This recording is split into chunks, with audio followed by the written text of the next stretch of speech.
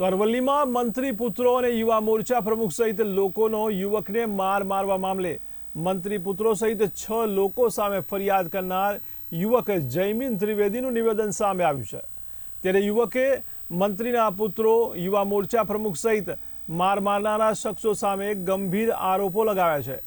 ત્યારે મોડાસાના રામપાર્ક વિસ્તારમાં જાહેરમાં માર મારવાના મુદ્દે યુવકે મંત્રી પુત્ર અને યુવા મોરચા પ્રમુખ સહિત કુલ 6 લોકો સામે પોલીસમાં ફરિયાદ નોંધાવી છે।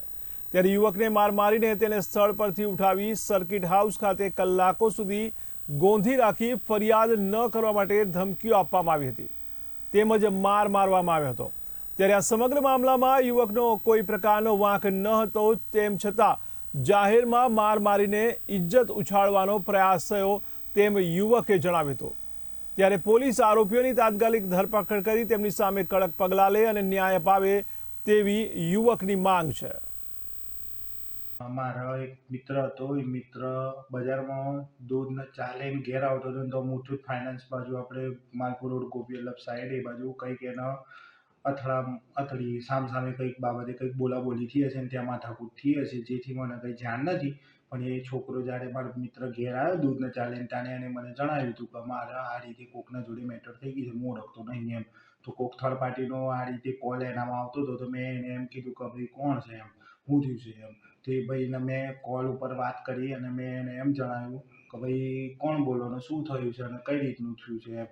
તો એ ભાઈએ કશું આપણને જણાવ્યું નહીં કે મેં કોને માટે મેં ફોન કર્યો છે। બસ એ ભાઈએ આપણને ધમકી આપી કે ભાઈ તમે પોલીસ કેસ કરશો તો બી કશું થશે નહીં એમ। મેં કીધું ઓકે, તો આપણે પોલીસ તો કંઈ મેં કીધું તમારી નથી, પોલીસ તો એના રીતે કાયદામાં જે આવતું હશે એ કરશે એમ।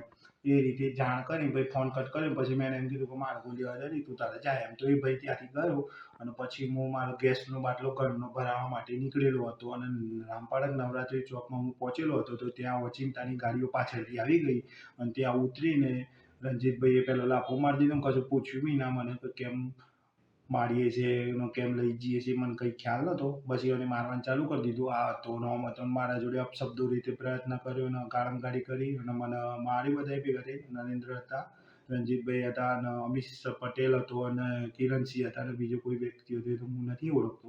આટલા લોકો મને મારતા હતા એ રીતે હું ઓળખું।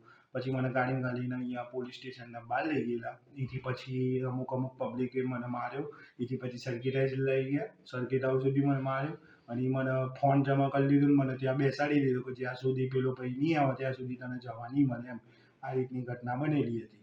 કેમ કે હું લોકોના પ્રેશર અને ખબર પડેલી કે નેતાઓ છે તો બધું તો સમાધાન કરી લે એમ કરી હું થોડો ગભરાઈ ગયેલો હતો કે મારી ફેમિલીના કંઈક થઈ ગયું તો એ બાબતે હું ગભરાઈ ગયો। મારી અપેક્ષા એવી છે કે મારું આ રીતે ઇજ્જત નીકળી છે, મારો વિડીયો વાયરલ થયો છે તો મારી પોલીસને એવી જાણ છે કે તમે આ નજર કરીને વિડીયો મારો વાયરલ એ રીતે ન્યાય મને મળે એવું કંઈક કરો ને આ લોકોની કંઈક ધરપકડ